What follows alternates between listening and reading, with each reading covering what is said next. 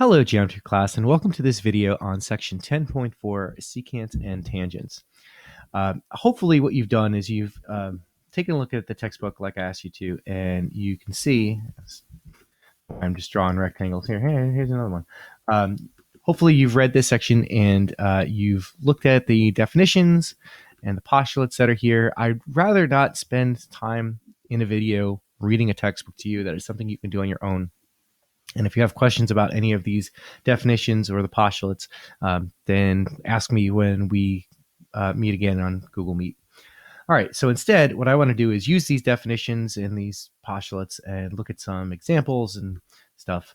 So let's start by looking at this diagram here. So line TP is tangent to the circle O at point T, and the radius of the circle O is 8 millimeters. The tangent segment is 6 millimeters, so find the length of OP. So this is why we did a lot of work with right triangles before we do our unit in circles, because we're going to see right triangles show up over and over again. Okay, so one of the postulates that we saw was if you draw a line that is tangent to a circle and you draw a radius to the point of tangency, it makes a right angle. So I have a right triangle there. We're told that TP is 6 and the radius of the circle is 8. They want to find OP. Well, clearly this is a 6, 8, 10 right triangle. So the length of OP is 10 millimeters. Now, just be careful about what they're asking. So maybe instead of looking for OP, maybe they put another point here. They put this point, call it R, and they ask, find the length of PR. Well, we did some work to figure out that OP is 10. How long is OR? Well, it's a radius, so it's also 8. So that would make PR 2. So it's just a variation of the same kind of question. In fact, here's another one. So in this problem, we were told that the radius of the circle, that center looks off. What is that one? All right, forget about it. The radius of the circle is what we're looking for here. AB is a tangent segment, and it is 15. And BC, just that outside part, is 9. And we want to find the radius of the circle, R. Okay. One of the strategies that I've told you that we're going to be using over and over and over again is to, when in doubt, draw in a radius. So there is my radius, dA. And when I do that, draw a radius to a tangent at the point of tangency, I make a right angle, so I have a right triangle. And of course, AD is also R. So now I actually have enough information to set up an equation for R. I could say R squared plus 15 squared is equal to R plus 9 squared. And I could FOIL out the R plus 9. The R squareds actually cancel, so this wouldn't be that difficult to solve. However, I've been trying to impress upon you with these right triangles, look for Pythagorean triples. And I see that one of the sides is 15. So the first triple that comes to mind is 8, 15, 17. But 15 could be in a few different triples. It could be a 5, 12, 13 that's multiplied by 3, or it could be a 3, 4, 5 that's multiplied by 5. So I have a couple of things I could try, but this is the first one I'm going to attempt. And so if that side is 15, then I'm claiming R is 8. And I don't really know if R is 8. Let's see, R is 8. So 8 plus 9, yeah, that's 17. This is going to work. This is an 8, 15, 17 right triangle, and my radius is 8. All right.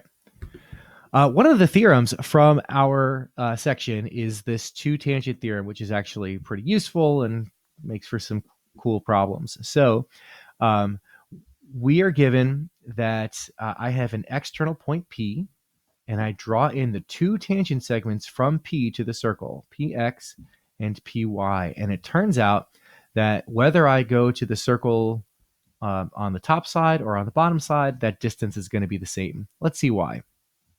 So OX and OY are radii. They are congruent to each other. Certainly, OP is congruent to itself. And when I draw a radius to a tangent to the point at the point of tangency, I get a right angle. So I have two right angles there. So my triangles are going to be congruent by hypotenuse leg, and then by CPCTC, I get the two tangent segments there. So that's how the two tangent theorem is proven. So let's use it. Okay, so here I have point P, and I have my two tangent segments, PA and PB, and we want to find the length of AB. All right, it's a straightforward equation to set up. I'm just going to set up the equation where the two tangent segments are equal to each other. So x squared minus 3x is equal to 8x minus 30. Looks like a quadratic. So let's bring the 8x and the 30 over. I get x squared minus 11x plus 30 is 0. And this factors very nicely. X minus 6, x minus 5. So that means that x is either 6 or 5. Let's see if they both work or if none of them work. So first, let's try if x is 6. And here, I'll plug it in here. X squared minus 3x is 36 minus 3x is 18. And let's just make sure I get 18 for here. 8 times 6 is 48 minus 30 is 18. Yep, that works. Okay, now let's try when x is 5. I'll get here 25 minus 15, that's 10.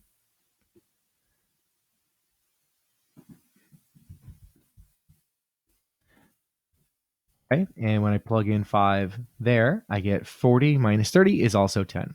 So there are two possible answers for the length of AB, either 18 or 10. Okay, one more application of the two tangent theorem. This is called a walk-around problem. And we are going to find the length of CD. So basically what I have here is a quadrilateral that has circumscribed the circle, or I could say that the circle is inscribed in the quadrilateral. The four sides of the quadrilateral are all tangent to the circle. And we are told that AB is not 10, but 18. Not 18, but 10. BC is 15. AD is 18, and CD is what we're looking for. All right. How in the world do we do this? Well, we have these tangent segments that are, broken up by these points of tangency is the correct way of saying that. Points of tangency. Okay, so watch what I do. This segment here, I don't know exactly what it is. I'm going to call it X. And you know what that means? That means this segment is also X because those are the two tangents drawn to the circle from A. So what does that make this segment here? Well, that makes it 10 minus X. So what does it make this? Well, it has to be the same thing. 10 minus X. Okay, so what can I call this side? Well, this is 15 minus 10 minus X. And if I simplify that, 15 minus 10 is 5. Minus a minus is a plus. So that becomes 5 plus X, which makes this segment 5 plus X. All right, I'm kind of stuck here. So let's go. I'm kind of stuck here. So let's go over here. Let's do this one in black. All right, if AD is 18, that makes this side 18 minus X, which makes this 18 minus X. All right, well, we don't know what X is. You're right, and it turns out we don't need to. So CD is going to be 5 plus X plus 18 minus X.